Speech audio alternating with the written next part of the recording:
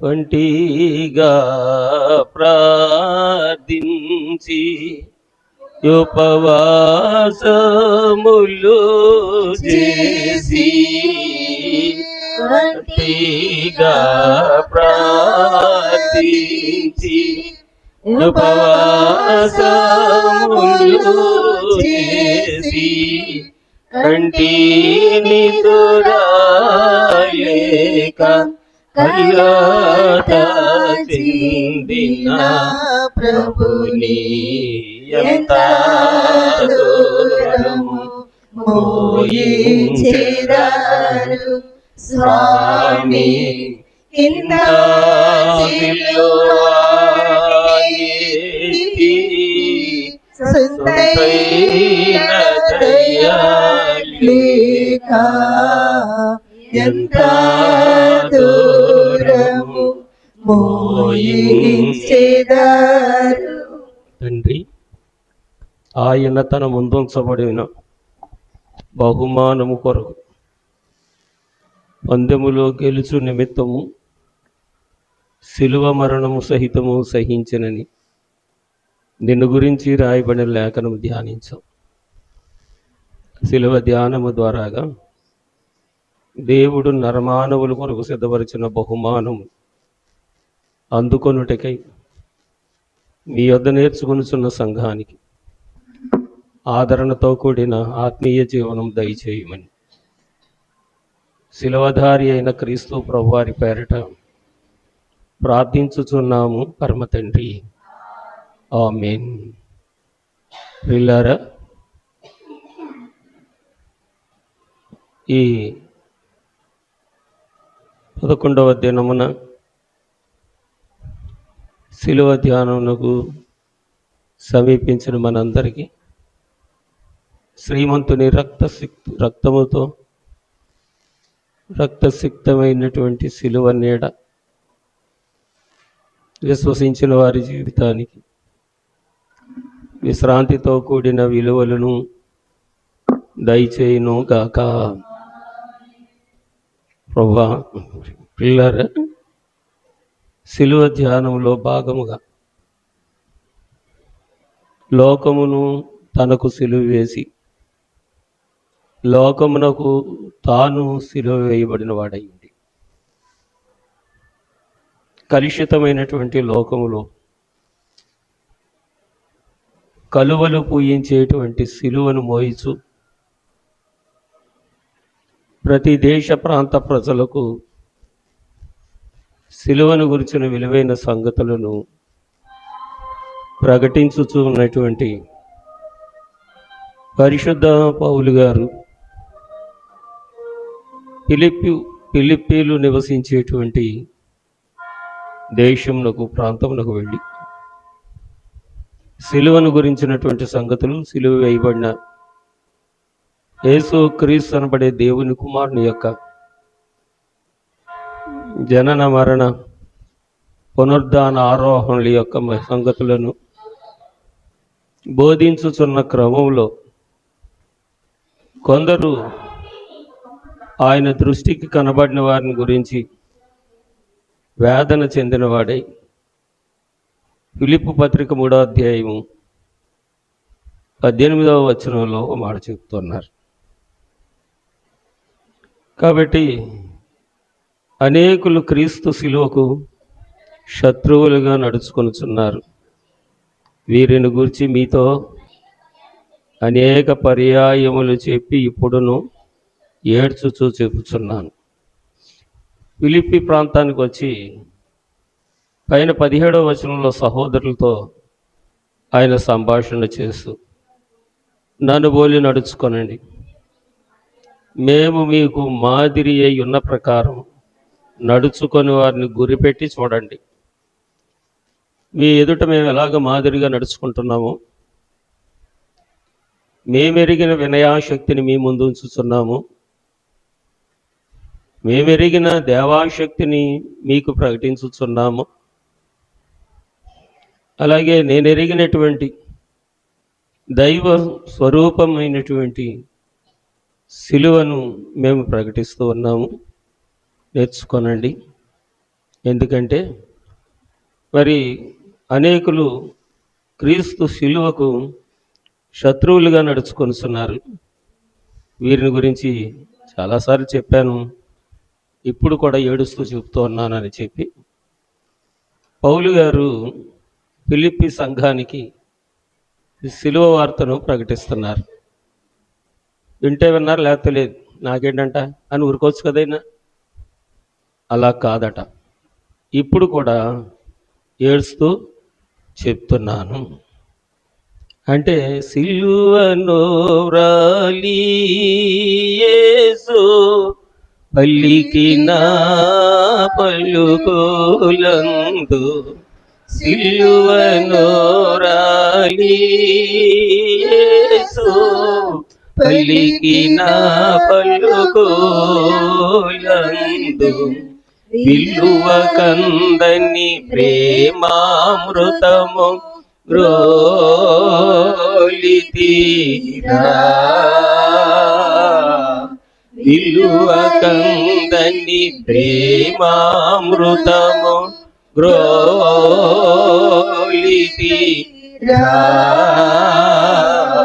నీ సిలువే నా శరణాయనురా. సిలువను గురించిన వార్త ఆత్మదేవుడైనటువంటి పౌలు గారు తనలో ఉంచినప్పుడు ఆ సిలువ మీద రాలి పలికిన యేసయ్య పలుకుల్లో ఉన్న ప్రేమామృతం నా జ్ఞానాక్షకు అందలేదు, నా జ్ఞానానికి అందట్లేదు. నేను ఎన్నడూ ఊహించలేదు, గ్రహించలేదు. దేవుని పలుకులలో ఉన్న ప్రేమ ఇక ఏ మానవుని జ్ఞానానికి కూడా అందదేమో అన్నంతగా నేను పరిశీలన చేశాను. నా పరిశీలనలో నాకు అందలేదు, సరే కదా, నేను అయోగ్యుడినేమో, నాకు అందలేదేమో, ఇంకెవరికైనా తెలుస్తుందేమో అని అనేక దేశాలు, అనేక పట్టణాలు, ప్రాంతాలు తిరిగి నేను ఎరిగిన సిలువ వార్తను ప్రకటిస్తూ వారెరిగినది ఏమైనా ఉన్నదేమో అని మనుషులను పరీక్షించి చూడగా ఎవరికీ సిలువను గురించిన వార్త తెలీదు అని రుజువు అయిపోయింది. సరే, ఎవరికీ తెలియని వార్త నాకే మాత్రం తెలిసిందని అనుకోవడానికి ఆ సిలువమూర్తి దర్శనంలో సిలువలో వేలాడుతూ పలికిన ఆ ప్రేమామృతమైనటువంటి పదములకు విలువ కట్టలేకపోతున్నాను. విలువ కట్టడానికి నా జ్ఞానము, నా అనుభవము ఏమాత్రము సరిపోవడం లేదు. కాబట్టి విలువకు అందనటువంటి దేవుడు, మానవ జ్ఞానానికి అందనటువంటి దేవుడు, మానవ జ్ఞానపు విలువలకు అందనటువంటి దేవుడు సిలువ మీద మరణించడం చూడగా ఆ సిలువ ఎంత భాగ్యమైనదో, ఎంత ధన్యమైనదో దానిని గురించి బోధించిన అందరూ పట్టించుకోవట్లేదు. ఆ పైన చెప్పినట్లుగా మీకు మాదిరి మేము నడుచుకుంటున్న ప్రకారం నడుచుకోమని చెప్పిన, మేము మాకు కలిగిన దర్శనమును బట్టి, అనుభవం బట్టి, మాకు జన్మ తరహా ఉన్నటువంటి వాడుకలు, స్వభావములు, అలవాట్లు, క్రూరత్వము, హింసత్వము, దూషణతత్వము, జ్ఞానతత్వము ఇవన్నీ మరుగైపోయి మేమెరగనటువంటి వినయాశక్తి, దైవాశక్తి,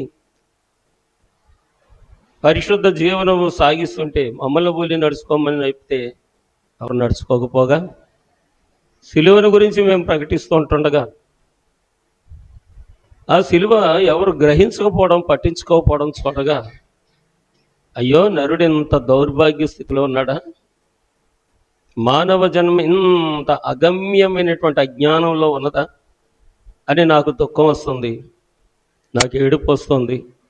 నా తోటి వారు నశించిపోవడం, నా తోటి వారు పతనమైపోవడం, నా తోటి వారు దేవుడిచ్చినటువంటి జన్మ జీవనం వరములు కానకపోవడం, అనుభవించకపోవడం చూడగా తోటి వారిని చూసి నాకు రోదన పడుతుందని ఆయన చెప్తూ ఇప్పుడును ఏడ్చుచూ చెప్పుచున్నాను.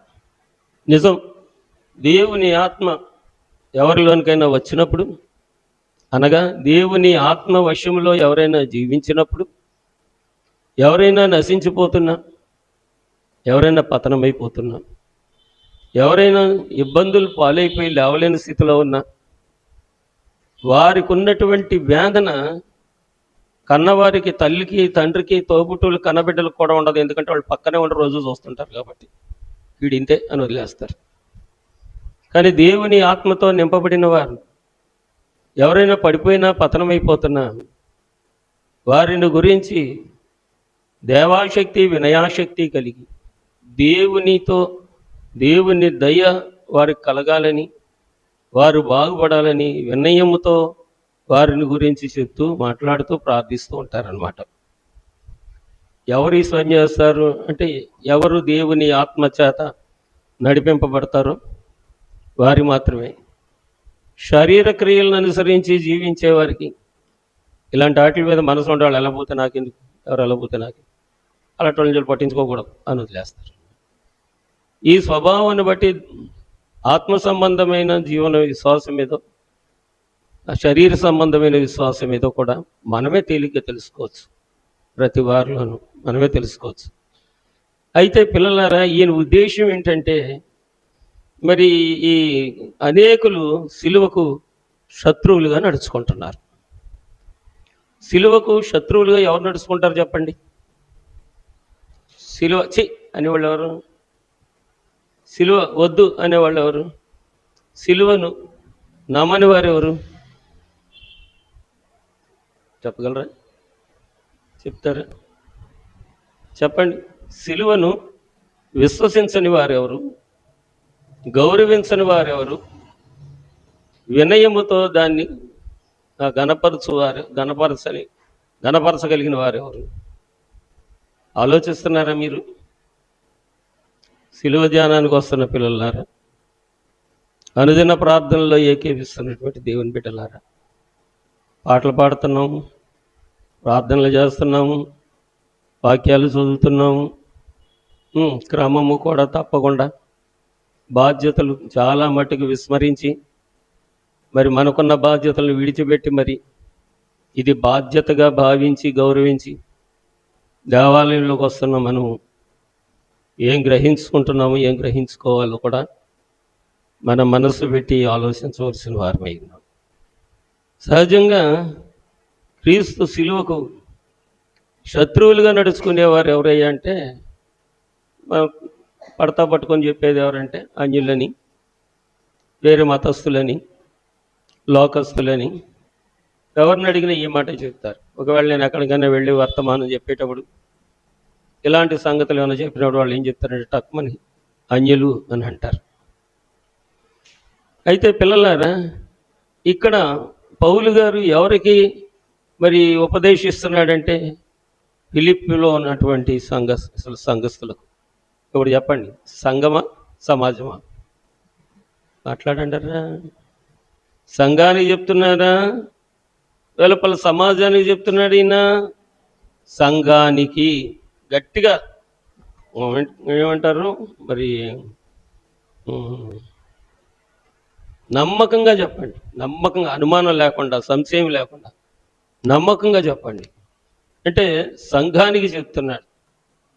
పిల్లరా, ఈ సంఘములో క్రీస్తుని మరి విస్మరించేవారు ఎవరయ్యా అంటే, 1 శాస్త్రులు, 2 పరిసయ్యులు, 3 యూదులు.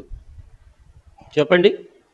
మొదటి ఇటు నుంచి రావాలి. మొదట యూదులు, తర్వాత శాస్త్రులు, తర్వాత పరిసయ్యులు. పిల్లరా, ఈ ముగ్గురు ఎవరయ్యా అంటే యూదులే. యూదులు ఎవరయ్యా అంటే, దేవుడు తాను స్వకీయ జనాంగముగా ఎన్నిక చేసుకున్నవారు, అనగా దేవుడు ఏర్పాటు చేసుకున్నవారు. మరి ధర్మశాస్త్రం యొక్క విలువలను బట్టి, వరసలను బట్టి మనం చూస్తే, దేవుడైన యెహోవా భూమి మీద ఉన్న సమస్త జనములలో ఒక జనాంగాన్ని ప్రత్యేకపరుచుకున్నారని, ఆయన ప్రత్యేకపరుచుకొని వారికి యూదులు అని పేరు పెట్టారని, యూదులని పేరు పెట్టిన వారికి దేవుడు వారికి అధికారములను ఇచ్చారని మరి హెబ్రీ సంఘానికి తెలియజేస్తూ పౌలు గారు ఈ సంగతులను తెలియచేశారు. 7వ అధ్యాయం హెబ్రీ పత్రిక 11వ వచనం ఒకసారి చూద్దాం. ఆ లేవీలు యాజకులై ఉండగా ప్రజలకు ధర్మశాస్త్రం ఇవ్వబడను గనుక ఆ యాజకుల వలన సంపూర్ణ సిద్ధి కలిగిన ఎడల అహరోను క్రమంలో చేరినవాడని చెప్పబడక మెల్కిజెదేకు యొక్క క్రమము చొప్పున వేరొక యాజకుడు రావలసిన అవసరమేమి అని ప్రశ్న. అనగా మెల్కిజెదేకు యొక్క క్రమంలో లేవీలను దేవుడు ఉంచి వారికి యూదులు అని పేరు పెట్టి దైవాధికారం వారికి ఇచ్చి మరి భూమి మీద ఉన్నటువంటి సమస్త జనముల్లో వీరు పరిశుద్ధులు, నా ఏర్పాటు జనము అని దేవుడు యూదులని ఏర్పాటు చేసుకున్నారు.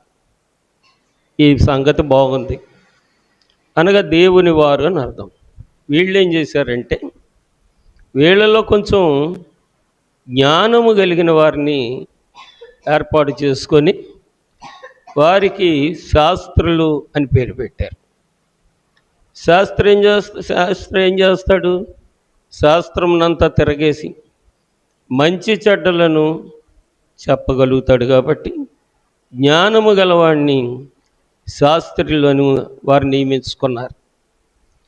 అలాగే పిల్లలారా, కొందరు దేవాశక్తి కలిగిన వారు, దాంట్లో దైవ విషయాలను మనస్కరించేవారిని కొందరిని ఏర్పాటు చేసి వారికి పరిసయ్యులు అని పేరు పెట్టుకున్నారు. అంటే వాళ్ళు నియమించుకున్నారన్నమాట. సహజంగా మరి ఏం చేస్తామంటే కొంచెం తెలివైన వాడు ఎవరైనా ఉంటే మన గ్రామాల్లో ఏదైనా సమస్య వచ్చినప్పుడు ఆ తెలివైన వాడిని ముందు పెట్టి అతని చేత మాట్లాడించి మంచి చెడ్డలు ఏంటో అతని ద్వారాగా తెలుసుకుంటూ ఉంటాం. అలాగా దేవుడే తన సార్వభౌమాధికారము యూదులకి ఇయ్యగా యూదులలో కొందరు ఏం చేశారంటే తెలివైన వాళ్ళని శాస్త్రులుగా ఏర్పాటు చేసుకోగా ఆ శాస్త్రులు మాత్రమే కాకుండా దైవాన్వేషకులుగా, అంటే శుభకార్యాలు జరిగించడానికి పరిసయ్యులుగా, ధర్మశాస్త్ర ఉపదేశకులుగా కొందరిని ఏర్పాటు చేసుకున్నారన్నమాట. ఇప్పుడు ఈ సంఘములో ఎవరున్నారు అంటే యూదులు, శాస్త్రులు, పరిసయ్యులు, ధర్మశాస్త్రోపదేశకులు. పౌలు గారు బోధించడానికి వచ్చేటప్పటికి ఈ 4 తెగల వారు కనబడుతున్నారు. ఈ 4 తెగల వారు ఎవరయ్యా అంటే వీళ్ళందరికీ మోకమ్ముడిగా దేవుడు ఏం చేశాడంటే ఓ బాధ్యతను అప్పచేసాడు. ఆ బాధ్యత మనం మొదటి ఆదివారం నాడు చేసే పెద్ద ఆరాధన పుస్తకంలో ఈ సంగతులు మనం గమనిస్తూ ఉంటాం. సమస్త భూజనముల్లో ఒక జనమును దేవుడు ప్రత్యేకపరుచుకొని వారికి యూదులని, ధర్మశాస్త్ర ఉపదేశకులని పేరు పెట్టి వారికి సర్వాధికారం, దైవాధికారములన్నీ దేవుడు వారికి అప్పగించను అని మనం మొదటి ఆదివారం నాడు ఆరాధనలో, బహుశా నిన్న ఆరాధనలో ఈ క్రమం మనం జరిగించాం. నేనేమంటానంటే మనం చేస్తున్న ప్రతీది మనం ఆలోచించకపోతే దేవుడేదో దెయ్యం ఏదో మనమేంటో కూడా తెలియదు అనమాట. అన్నీ దొందు అయిపోతాయి. అలాగా ఈ యూదులకు అప్పగించబడినటువంటి పని విషయంలోకి వచ్చేటప్పటికి ఒరే ఈ పెద్దోడు కొంచెం బుర్రన్నవాడురా, వీడి పైన ఎడదామని శాస్త్రిగా పెట్టారు. వీడు కొంచెం మనకలాగా అల్లరచిల్లరగా ఉంటాడు కానీ కొంచెం శుభ్రంగా ఉంటాడురా, కాబట్టి వీడిని పరిశీలనగా పెడదాం అని చెప్పి పరిశీలనగా పెడితే శాస్త్రి ఒక తెగను ఏర్పాటు చేసుకున్నాడు, పరిసయ్యుడు ఒక తెగను ఏర్పాటు చేసుకున్నాడు, మిగిలిన వారందరూ యూదులుగానే ఉండిపోయారు. ఈ అన్నిటికీ మూలమైనటువంటి దేవునికి శత్రువులుగా నడుచుకుంటున్నారు. ఇది మరి సిలువను రాలిన యేసు పలికిన పలుకులలో ఉన్న ఆ ప్రేమామృతమైనటువంటి జ్ఞానము పౌలు గారిలో ఉంది. పౌలు గారికి దేవుడు ఏమని అప్పగించారంటే ఇశ్రాయేలీలను రాజులను అన్యజనులను దేవుని ప్రజలుగా తిప్పడానికి ఇతని యందు నా జ్ఞానం ఉంచానని చెప్పి అననీయ ప్రవక్తతో దేవుడు చెప్పారు. అననీయకు సౌలు అంటే భయం. ఎందుకంటే సౌలు క్రూరుడు, భయంకరుడు. ఆ భయంకరుడు మారడం ఏంటి? ఆ భయంకరుడైన వాడినేమో నువ్వు నా దగ్గరికి పంపడం ఏంటి? ఆ క్రూరుడు గురించి నేను ప్రార్థన చేయడం ఏంటి? నేను ప్రార్థన చేస్తే మాత్రం నా ప్రార్థన వింటాడా? నా ప్రార్థన అతను పట్టిస్తుందా, పట్టుకుంటుందా? అసలు ఆ ప్రార్థన అతను మనసును పెడతాడా? అలాంటి క్రూరుడు నా దగ్గరికి పంపుతున్నావేంటి ప్రభా అని చెప్పి అననీయ దేవుణ్ణి అడుగుతారు. చదువుకోండి, కార్యముల గ్రంథం 9వ అధ్యాయంలో ఈ సంగతులన్నీ మీకు ఉంటాయన్నమాట. ఈ సంగతులన్నీ కనబడతాయి. అప్పుడు దేవుడు అంటారు కదా, అననీయ అలాగనద్దు, అతనిలో నా ఆత్మను ఉంచాను, నేను అతన్ని ఏర్పాటు చేసుకున్నాను, నా మనస్సులోని ఆ మాటలు భావాలు గ్రహించడానికి చింతన చేసే మనసు అతనికి ఇచ్చాను. అంటే చింతన అంటే అర్థం కాని విషయాన్ని అర్థం చేసుకోవడానికి లోపల కుళ్ళిపోయి ప్రయత్నం చేసేవాడు అనమాట. రాత్రంతయు శ్రమ పడినా రాలేదు ప్రభు జయమో, రహదారులు వెదకినను రాదాయను ప్రతిఫలము, రక్షించు నీ సిలువా రమణీయలో తులలో రతనాలను వెదకుటలో, రాజిల్లు నా పడవ రతనాలను వెదకుటలో, రాజిల్లు నా పడవ నడిపించు నా నావా. ఈ శిష్యులైన వారు మనసున ప్రభు యొక్క మాటలు చింతన చేసిన వారు కాదు. ప్రభువు చెప్పిన మాటలు ఒకవేళ అర్థం కాకపోతే, ప్రభా ఈ ఉపమానం ఎందుకు చెప్పావు, ఎవరిని గురించి చెప్పావు అని మళ్ళీ ఏకాంతంగాను రహస్యంగాను ప్రభుని అడిగేవారు. ప్రభువు ఎన్ని చెప్పినా ఏం చెప్పినా మర్మముగా చెప్పి ఆ మర్మము కొందరికే ఇచ్చాడు కానీ అందరికీ విడజెప్పలేదు. ఈ సంగతి మనం తెలుసుకోవాలి. దొందు అనుకోకూడదు సుమి. అయితే ఈ మర్మములు ఈ అపోస్తులకు అందలేదు కానీ మనస్సులో ఆ శిలువ దర్శనము చూసి శిలువ మీద వ్రాలినట్టుగా ఉన్న యేసయ్య పలికిన పలుకులలో ఆ ప్రేమను అమృతము వలె తన హృదయంలోనికి దింపివేశాడు దేవుడు. దాన్ని తెలుసుకోవడానికి చింతన ప్రయత్నం చేస్తున్నాడు, ప్రయాసపడుతున్నాడు. ప్రయాసపడి తెలిసినంత మట్టికి అందరికీ ఈ సంగతిని అందిస్తూ ఉన్నాడు. దానిలో భాగమే మరి ఇశ్రాయేలీలను, రాజులను, అన్యజనులను దేవుని తట్టు తిప్పడానికి సాధనముగా ఈ క్రూరుణ్ణి దేవుడు ఏర్పాటు చేసుకున్నారు. కాబట్టి చాలామంది భయపడ్డారు పౌలు గారికి. ఇంక ఈయన మనుషులకి దేవుడికి భయపడడం మొదలుపెట్టాక పౌలు గారిని జనం లోకు చేయడం మొదలుపెట్టారు. ఇదివరకులో కొట్టట్లేదు, తిట్టట్లేదు, భయపెట్టట్లేదు, తిరగబట్టలేదు. కాబట్టి అందరికీ అన్నిటికీ ఇతనే లోబడుతున్నాడు కాబట్టి తిరగబడ్డం మొదలుపెట్టారు. అర్థమవుతుందా? ఉంటుంది ఈ స్వభావం, ఉంటుంది ఈ స్వభావం. నిజంగా జ్ఞానులైన వారి ముందు ఉంచవలసిన సంగతులు అన్నమాట. డూడు బస్వన్న అన్న దగ్గర చెప్పవలసి వస్తుంది. కాబట్టి చేర్చుకొనండి, మీ హృదయాల్లో చేర్చుకొనండి. సమయం వచ్చినప్పుడు దేవుడు మీలో నుండి ఈ సంగతులను బయటికి తీస్తారు.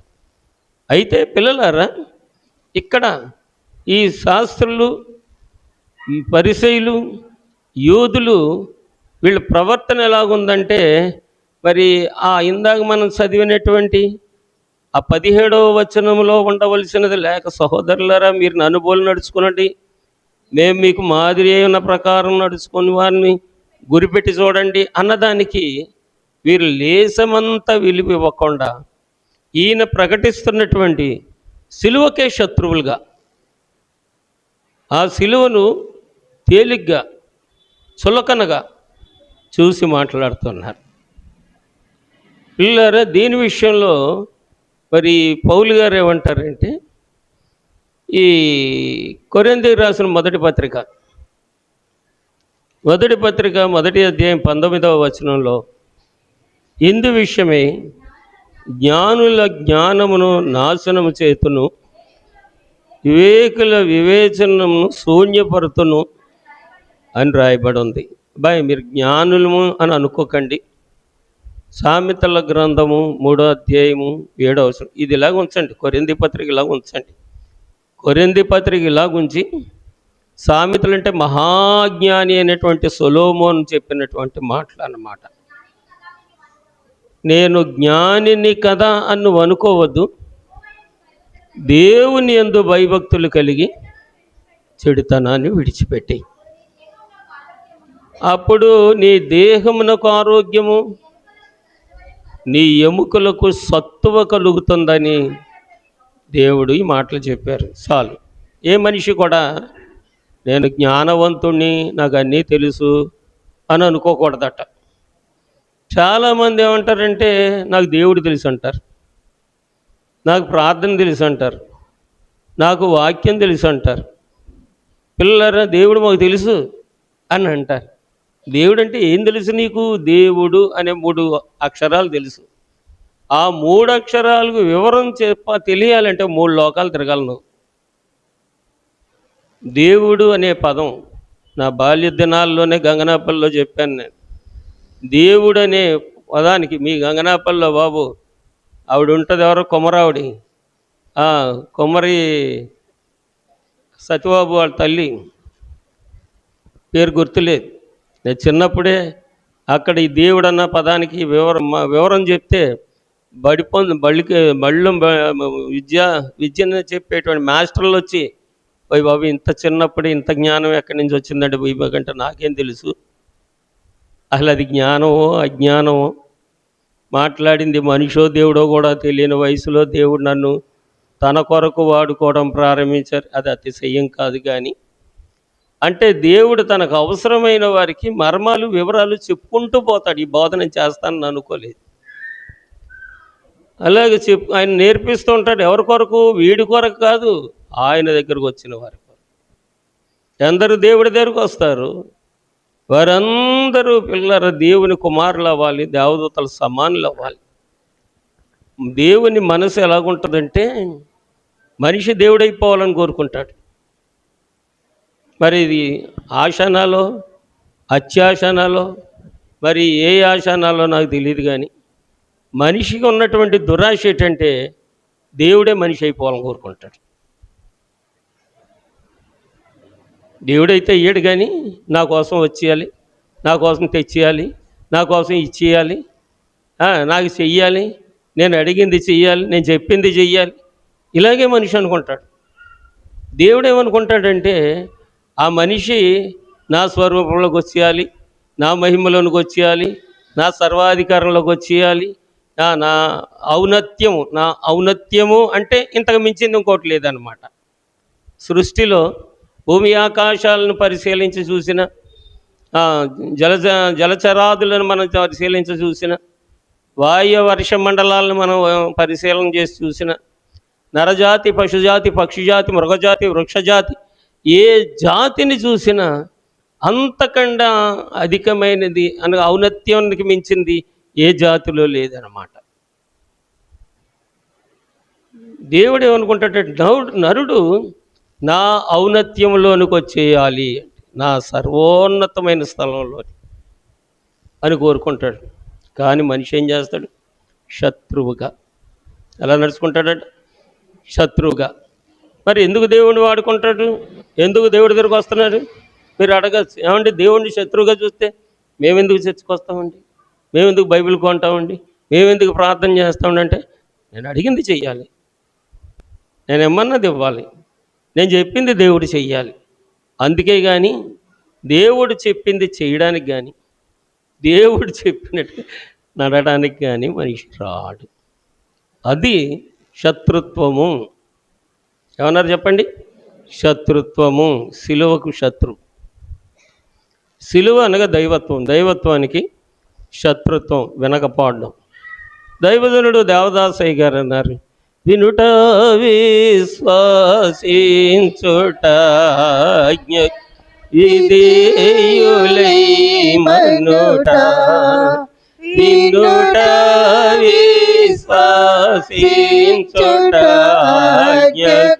విధేయులై మనుట, ఈ పనులు మూడు చేయువారే పరలోకవాస్తవ్యులగుట.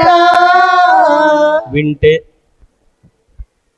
విన్నదానికి విధేయత చూపిస్తే, గౌరవిస్తే, పిల్లలు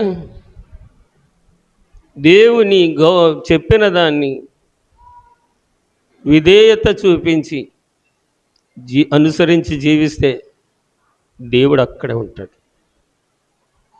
ఇది అనుమానం లేని నిజం, పచ్చి నిజం, అనుభవం కూడా. అయితే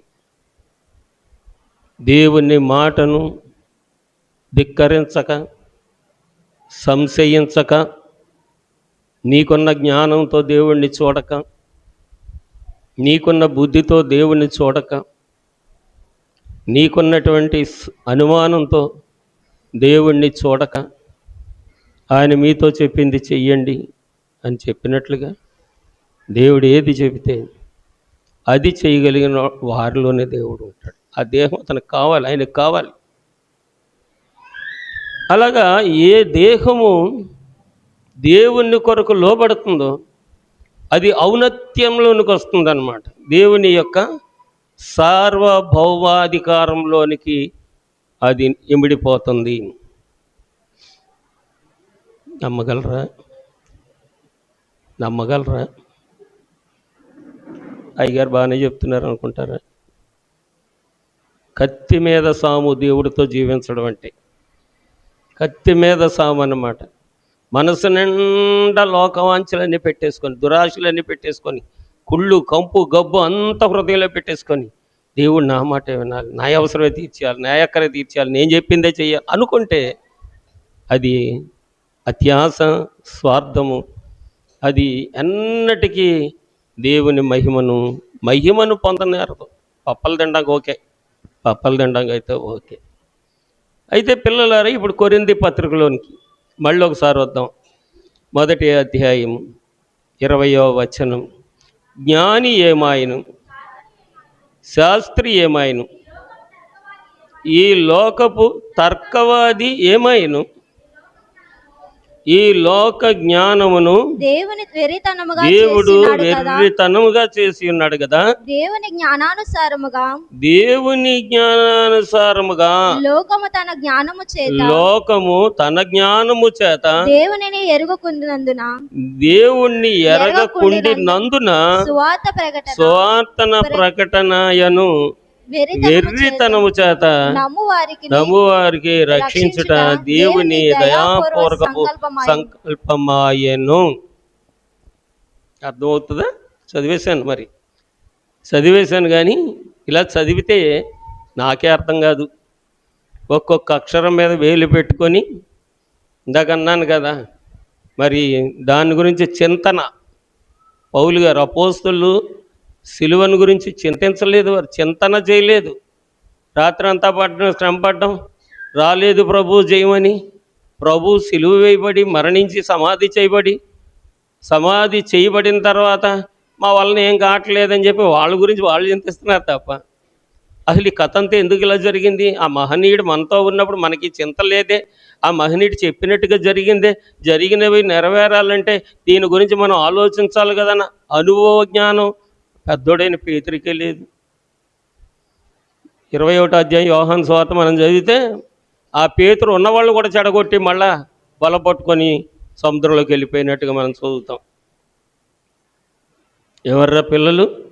ఇలాగా దేవుని దగ్గరకు వచ్చి ఒకసారి దేవుని రక్షణ గురించి, పరిశుద్ధతను గురించి, ఆయన మహిమ ప్రభావముల గురించి రుచి చూసిన తర్వాత మరలా బుద్ధిపూర్వకంగా పాపము అనగా వెనక పెట్టడం, దేవుని మాటలు వెనక్కి పెట్టడం, దేవుడు చెప్పింది ప్రక్కన పెట్టడం చేయడం వలన అట్టి వారిని నూతనపరచడం అసాధ్యము అని ఈ పౌలు గారే హెబ్రీ సంఘానికి 6వ అధ్యాయంలో 4వ వచనం నుంచి ఆ మాటలు తెలియచేస్తారు.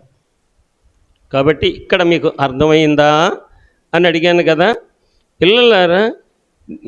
ఇక్కడ 21వ వచనంలో దేవుని జ్ఞానానుసారముగా లోకము తన జ్ఞానము చేత దేవుణ్ణి ఎరగకుండినందున, దేవుని జ్ఞానంతో దేవుణ్ణి వెతకట్లేదట, లోకము తన జ్ఞానముతో దేవుణ్ణి వెతుకుతుందంట. ఏమో అంతేనా? అంతేనా? పెద్ద ప్రసంగం చేసేలేదు అయ్యగారిని చింతించకండి, ఉన్న 2 ముక్కలైనా జాగ్రత్తగా పట్టుకోనండి. కాబట్టి తన జ్ఞానానుసారంగా దేవుణ్ణి ఎరగకుండినందున సువార్త ప్రకటనను వెర్రితనం చేత సువార్త నమ్మితే రక్షణ అంటే సాటిస్ఫాక్షన్, తృప్తి, సాల్వేషన్ అంటారు దాన్ని. తృప్తి. దేవుడు నమ్ముకున్నాను, దేవుడి దగ్గరికి వెళ్ళాను, దేవుడు బాగు చేశాడు, దేవుడు నన్ను స్వస్థపరిచేశాడు, దేవుడు నా ప్రార్థన వినేశాడు, దేవుడు నా అప్పు తీర్చేశాడు, దేవుడు నా ప్రార్థన వినేశాడు, నా పిల్లకి పెళ్లి చేసేసాడు, నా ప్రార్థన వినేశాడు, గొడ్డిపోయిన నా పశువును చూలుకున్నట్టు చేసి, ఇలాంటి కుక్కలు, పిల్లులు, కోళ్ళు, పక్షులు వీటికి గౌడ చేస్తున్నారండి. దేవుని దయా సంకల్పము రక్షింపబడ్డం, అందరికీ రక్షింపబడతారు, అందరికీ వరములు ఇవ్వబడతాయి, అందరికీ ఫలాలు ఇవ్వబడతాయి. బట్ వన్ థింగ్ ముందు చెప్పాను, యూదులు దేవునికి అవసరము. భూమి మీదనున్న సమస్త జాతి జనాంగములలో నుండి, మీకు ఇంకా వివరంగా అర్థం కావాలంటే ఇంకో మాట చెప్తాను, ఈ మాట చెప్పేసి ఇంకో మాట చెప్తాను. సమస్త జనాంగములలో నుండి ఒక్క జాతి జనాన్ని వేరు చేశాడట కదా. ఆ ఒక్క జాతి జనాన్ని వేరు చేసి వాళ్ళకి ఏమని పేరు పెట్టాడు?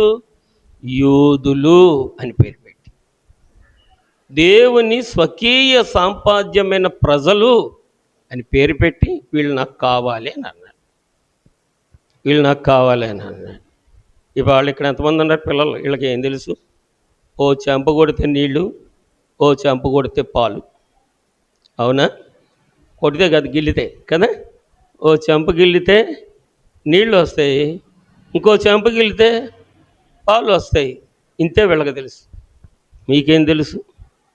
శ్రమానుభవము. చెప్పండి. శ్రమానుభవం. ప్రసవ వేదన శ్రమలు ఎరిగిన వారు స్త్రీలు. పురుష జాతికి ఏం తెలుసు? జీవన మరణ పోరాటం. జీవన మరణ పోరాటం అంటే దేవుని దగ్గరికి వచ్చేవాడికి అందరితో ఒక అనుభవం కాదు. ఏ అనుభవంలో ఉన్న సమస్త జనములలో నుండి, వారికి ఉన్నటువంటి అనుభవంలో నుండి ఆశ్రయించడానికి దేవుడు అనుమతించి, నా యొద్దకు రండి ఏమన్నారు? నా యొద్దకు రండి. ఇప్పుడు చెప్పండి, నేను గొల్లోండి, మీరెవరో మీరెవరో మీరెవరో మీరెవరో మనకందరికీ ఇప్పుడు ఎవరు తండ్రి అంటున్నాం? గట్టిగా చెప్పంటారా? దేవుడంటే యేసుక్రీస్తు వారి కథ వినుడి దేశీయులారా, యేసుక్రీస్తు వారి కథ వినుడి. 5వ చరణం తీయండి. యేసుక్రీస్తు వారి కథ వినుడి దేశీయులారా,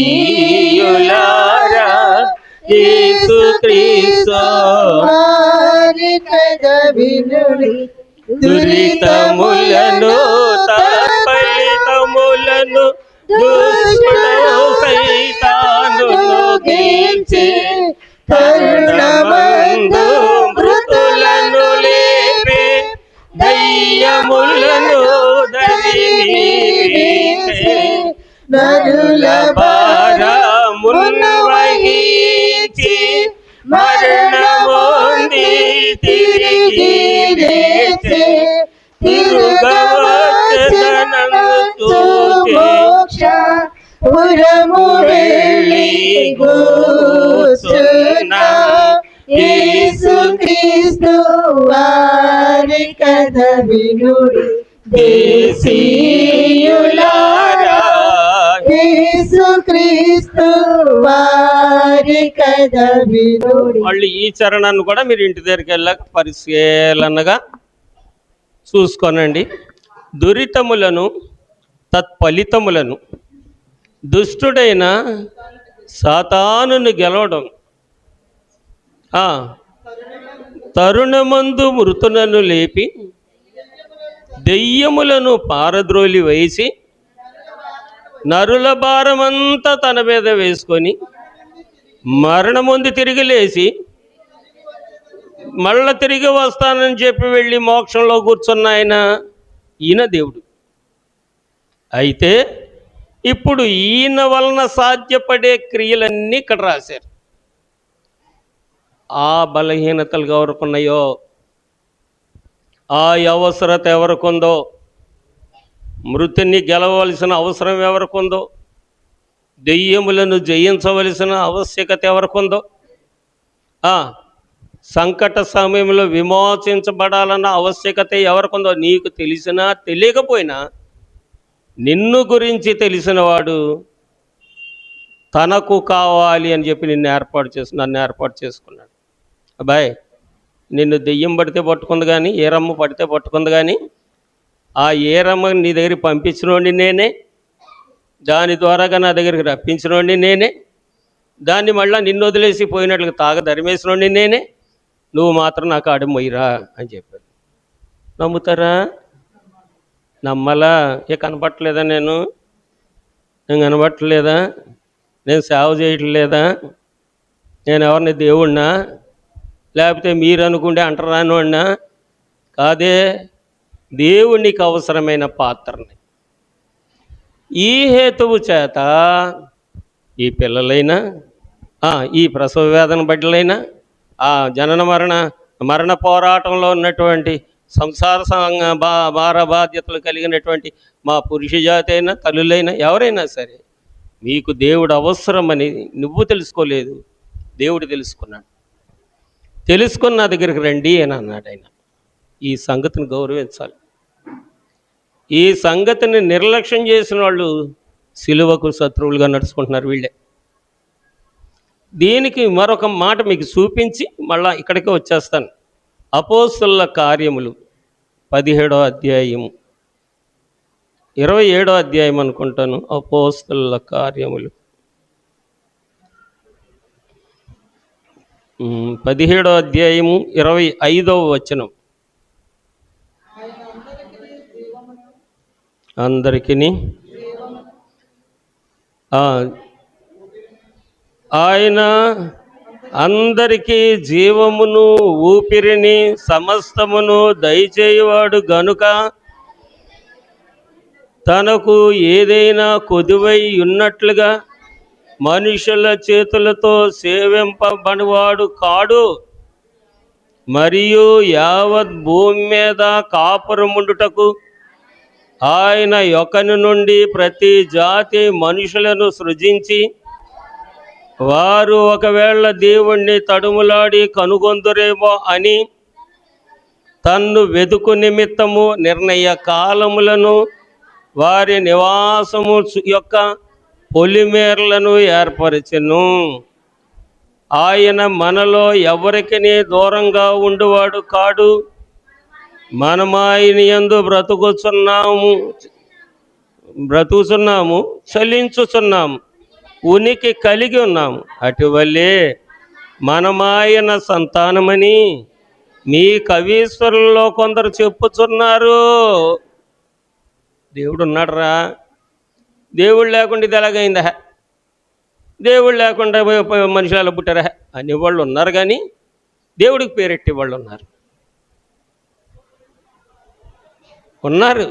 అందరూ ఒప్పుకుంటారు. కవీశ్వరుల్లో అందరూ, అనుభవనీయులు అందరూ ఒప్పుకుంటారు, కానీ ఆడు ఊహించుకున్నది దేవుడు అనుకుంటారు. కాదు కాదు. దేవుని ఊహ ఎవ్వరికీ అర్థం కాలేదు కాబట్టి అంటాడు ఈయన చింతన చెయ్యగా ప్రేమామృతమైనటువంటి ఆ పదములు ఇప్పుడు నేను గ్రహిస్తున్నాను అని కొరింథీ పత్రికలోకి వద్దాం. కొరింథీ పత్రికలోకి వచ్చిన తర్వాత మళ్ళీ అదే మాట రిపీట్ చేస్తున్నారు. 21వ వచనం, దేవుని జ్ఞానానుసారముగా లోకము తన జ్ఞానము చేత దేవుణ్ణి ఎరగకుండి నందున సువార్త ప్రకటనను వెర్రితనము చేత నమ్మువారిని రక్షించుటకు దేవుని దయా సంకల్పము ఆయను. కిందకెళ్దాం. కిందకెళ్ళిన తర్వాత పిల్లలారా, కాదు కాదు కాదు కాదు 26వ వచనం, సహోదరులారా మిమ్మును పిలిచిన పిలుపును చూడుడి. ఈ మాటలన్నీ ఒకసారి వినండి.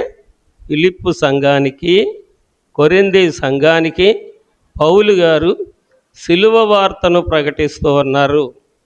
సిలువ వార్తను ప్రకటిస్తే ఆ సిలువ కొందరు వెర్రితనంగాను, కొందరు మరి శత్రువులుగాను, కొందరు వెర్రితనంగా తీసుకున్నారు, కొందరు శత్రువులుగా చూస్తున్నారు.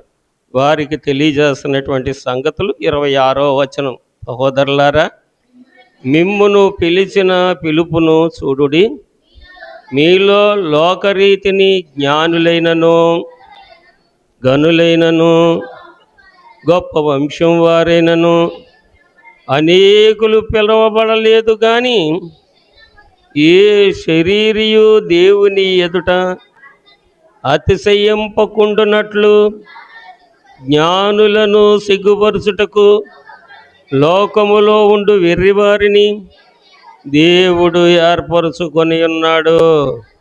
బలవంతులైన వారిని సిగ్గుపరచుటకు లోకములో బలహీనులైన వారిని దేవుడు ఏర్పరచుకొని ఉన్నాడు. ఎన్నికైన వారిని వ్యర్థము చేయుటకు లోకములో నీచులైన వారిని, తృణీకరింపబడిన వారిని, ఎన్నిక లేని వారిని దేవుడు ఏర్పరుచుకొని ఉన్నాడు. అయితే ఆయన మూలముగా మీరు క్రీస్తు యేసునందున్నారు. అంటే ఇప్పుడు యేసు ప్రభు కాదు ఇక్కడ ఇంపార్టెంట్. మళ్ళీ యేసు ప్రభు అంటే మీరు మతం దగ్గరికి వెళ్తారు. దేవుడు ఉన్నాడు, మానవులను సృజించిన దేవుడు. రెండు ఎముకలను ఐక్యం చేసి, రెండు శరీరాలను ఐక్యం చేసి, ఆ ఐక్యంలో దేవుని ఔన్నత్యాన్ని కలిపి ఒక పిండంగా వేసి, ఆ పిండంలో మళ్ళీ ఆయన జీవాన్ని వేసి, ఆ జీవానికి మళ్ళీ దేహాన్ని పొదిగి మనిషిగా చేసి భూమి మీద పంపించిన దేవుడు ఒకైనా ఉన్నాడు. ఆ దేవుడు ఈ లోకానుసారమైన జ్ఞానముతో ఈ దేవుని వల్ల పుట్టిన మనుషుడే దేవునికి మళ్ళీ ఏదో కోడిగుడ్డి కేకలు పీకడం అంటారు కదా, అలా చేయడం వలన ఆ పరలోకపు దేవుడు పిల్లలారా ఈ యేసు దగ్గర నడిపించారనమాట. ఎందుకంటే ఈయన మనిషి పోలికగా ఉన్న దైవస్వరూపం. మహిమగల బ్రతుకునకు మాదిరిగా నడచినావు, మహిమగల బ్రతుకునకు మాదిరిగా నడచినావు, రక్షకానా వందనాలు, శ్రీ రక్షకానా వందనాలు.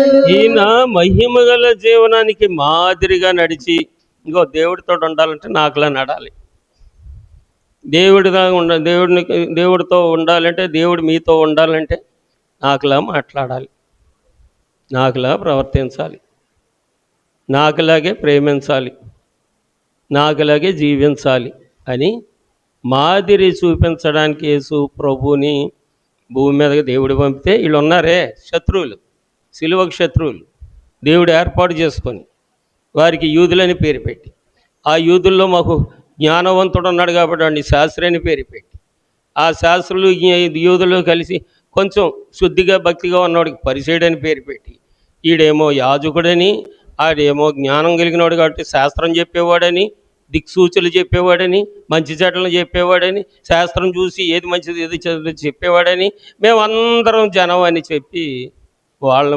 విభజించుకున్నారనమాట. ఈ యూదులు విభజించుకొని కొందరేమో జ్ఞానులు అనుకుంటున్నారు, కొందరు పరిచయులు అనుకుంటున్నారు, కొందరు భక్తులు అనుకుంటున్నారు, కొందరు బోధకులు అనుకుంటున్నారు. ఆ సంగతులు కూడా ఉన్నాయి, కానీ టైం ఎక్కువ వద్ది. అయితే దేవుడు ఏమన్నారంటే, ఇర్మియా గ్రంథము 9వ అధ్యాయము 23వ వచనంలో, ఇర్మియా గ్రంథము 9వ అధ్యాయం 23వ వచనంలో యెహోవా ఇలాగ సెలవిచ్చుచున్నాడు, జ్ఞాని తన జ్ఞానమును బట్టి, సూర్యుడు తన శౌర్యమును బట్టి అతిశయపడకూడదు, ఐశ్వర్యవంతుడు ఐశ్వర్యమును బట్టి, ఆగండి, జ్ఞానం గలవాడు నేను జ్ఞానం గలవాడిని అని అనుకోకూడదట, నాకు అన్నీ తెలుసు అని అనుకోకూడదట, ఇదిగంటే నాకు తెలుసు అని అనుకోకూడదట. ఎందుకంటే నీ జ్ఞానం నా జ్ఞానం ఆ జ్ఞానం ఒకలాగా ఉండదు. జ్ఞానమునకు మూలము దేవుడు, జ్ఞానమునకు ఆయనే, ఏదో ఉంది, మితియులేని వాడని. దేవునికి స్తోత్రము చేయుట, స్తోత్రము గానము చేయుట మంచిదనే పాటలో జ్ఞానానికి మితిలేని ఒక ఆయన ఉన్నాడు. ఒక్కొక్కరికి ఒక్కొక్క రకమైన జ్ఞానం ఇస్తున్నాడు. ఆ జ్ఞానంతో పని ఉంది ఆయనకి. నా జ్ఞానం మీ మీద రుద్దకూడదు, మీ జ్ఞానం నా మీద రుద్దకూడదు, నీ జ్ఞానం పక్క వాళ్ళ మీద రుద్దకూడదు, వాళ్ళ జ్ఞానం వీళ్ళ మీద రుద్దకూడదు. ప్రతి వారికి దేవుడు జ్ఞానం ఇచ్చాడు. అందరి జ్ఞానం ఒకలాగా ఉండదు, వేరు వేరుగా ఉంటుంది. కాబట్టి జ్ఞాని తన జ్ఞానమును బట్టి విర్రవేగకూడదు, అతిశయించకూడదంటే విర్రవేగకూడదు అని అర్థం. అంటే బైబిల్లో మాటలు మోటుగా ఉండవు, సున్నితంగా ఉంటాయి. సున్నితమైన మాటలు చెప్తే మోటు మాటలకు అలవాటు పడిపోయిన మనకి అది అర్థం కాదేమో అనే ఉద్దేశంతో వివరంగా చెప్తున్నాను. రెండవ విషయానికి వస్తే ఏమైందంటే, సూర్యుడు ఆడెంతరా వీడెంతరా, లేపేస్తాను, తీసేస్తాను, చూసేస్తాను, తోసేస్తాను అనేవాళ్ళు ఉంటారు కదా. ఆ బలమును బట్టి, ఆ రోషమును బట్టి, ఆ ఉక్రోషమును బట్టి వాడు విర్రవేగకూడదు. ఇది ఎవరు చెప్తున్నారంటే యేసు ప్రభువు చెప్పట్లేదు, మనిషిని సృజించిన సృష్టికర్త అయిన దేవుడు చెప్తున్నాడు. అలా విర్రవేగకూడదు. మూడో విషయానికి వస్తే, ఐశ్వర్యవంతుడు తన ఐశ్వర్యమును బట్టి అతిశయించకూడదు. నాకు అది ఉంది, ఇది ఉంది, నాకెడ్రా ఇకెడ్రా. నా అన్వేష్ అనే ఒక ప్రపంచ యాత్రికుడు ఒక ఆయన ఉన్నాడు. చూస్తున్నారా మీరు? బాబు స్టేటస్లో చూస్తున్నారు. ఆ ఫేస్బుక్లో మాట్లాడుతుంటాడు. మన భారతదేశం తెగదెడతాడు. ఇక్కడే వైజాగ్ అతనే. తను తిట్టడంలో తప్పు లేదు, అలాగంటే నన్ను తప్పుడోడు అంటారు. మరి అతను ఏమంటాడంటే, అరే నాకేట్రా, 130 దేశాలు తిరిగాను, లోక జ్ఞానం అంతా సంపాదించాను, 8 కోట్ల రూపాయల ఆశని సంపాదించాను, ఇండియా వస్తే మీరు నాకేం పీకుతారా, 1 కోటి రూపాయలు పడేసి ఉంటే నా కాళ్ళకి నమస్కారం పెడతారు మీరు అంటున్నాడు. ధనవంతుడు తన ధనమును బట్టి విర్రవేగకూడదు. అతిశయించువాడు అనగా విర్రవీగువాడు భూమి మీద కృప చూపుచు, చదవండి ఇప్పుడు, నీతిని న్యాయములను జరిగించు యెహోవాను నేనే అని గ్రహించి నన్ను పరీక్షించి పరిశీలనగా తెలుసుకొని వారి యందు తెలుసుకొనిటను బట్టి అతిశయించవలను. దేవుణ్ణి తెలుసుకోవడాన్ని బట్టే విర్రవేగాలి, తెలుసుకొని విర్రవేగాలి. అట్టి వారి యందు నేను ఆనందిస్తాను. నన్ను ఎవరు తెలుసుకుంటారో, నా మనసు ఎవరు తెలుసుకుంటారో, నా ప్రేమను ఎవరు తెలుసుకుంటారో, నా బలమును ఎవరు తెలుసుకుంటారు, నా ప్రభావం ఎవరు తెలుసుకుంటారు, నా దయను ఎవరు తెలుసుకుంటారు, నా జీవమును ఎవరు తెలుసుకుంటారు, నాకు లోబడి నేను కలుగజేసిన సృష్టిని ఎవరు గౌరవిస్తారు, అట్టి వారిలో నేను ఆనందిస్తాను అంటూ, పిల్లలారా, ఈ యూదులకు అధికారం ఇస్తే ఇచ్చారు, కానీ ఇచ్చిన అధికారాన్ని విచ్చలవిడిగా వాడుకుంటున్నారని కోపగించినటువంటి దేవుడు తీసేస్తాను మిమ్మల్ని అక్కడి నుంచి అని ఓ మాట అన్నారు. ఇప్పుడు మళ్ళీ ఫిలిప్పీ పత్రికలోకి వచ్చేద్దాం.